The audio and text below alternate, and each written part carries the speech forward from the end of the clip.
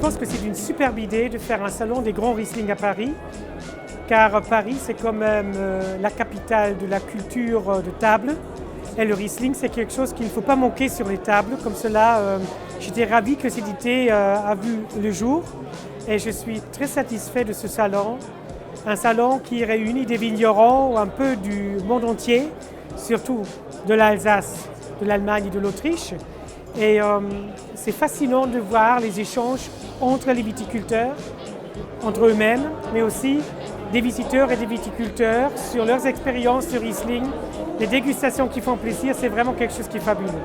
Avec ce salon de Riesling, nous avons la possibilité de plonger dans ce monde magnifique qui est celui de ce grand cépage de Riesling, aimé par certains, pas compris par d'autres, mais là, grâce à ce salon, nous avons la possibilité justement de prendre connaissance du Riesling sous toutes ses facettes.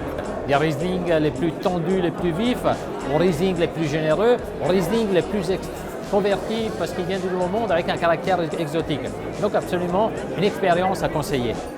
Sincèrement, c'est un très beau salon. Je pense que mettre en évidence la qualité de ce cépage Riesling à travers différents pays, différents climats, me paraît quelque chose de tout à fait judicieux.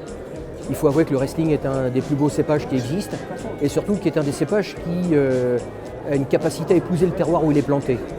Donc ça veut dire qu'en fonction des climatologies, en fonction des sols, on a des Riesling d'expression différentes. Et à travers ce salon, c'est de démontrer toute la diversité des Riesling qui puissent exister.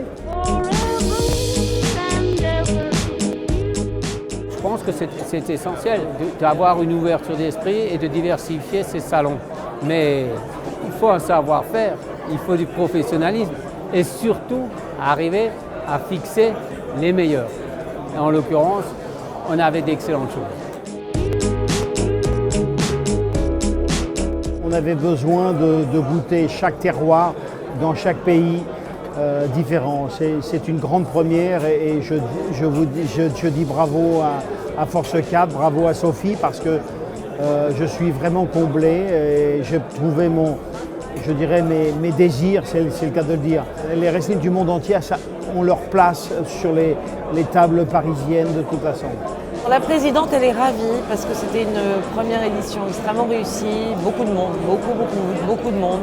Nous avons eu cette année, pour cette première édition, la présence assez exceptionnelle de 4 des meilleurs sommeliers du monde, Olivier Poussier, Marcus Del Monego, Paolo Basso et enfin Serge Dux. Donc tous les 4 ont animé 3 masterclass assez exceptionnelles. Et je dois dire que les visiteurs étaient conquis.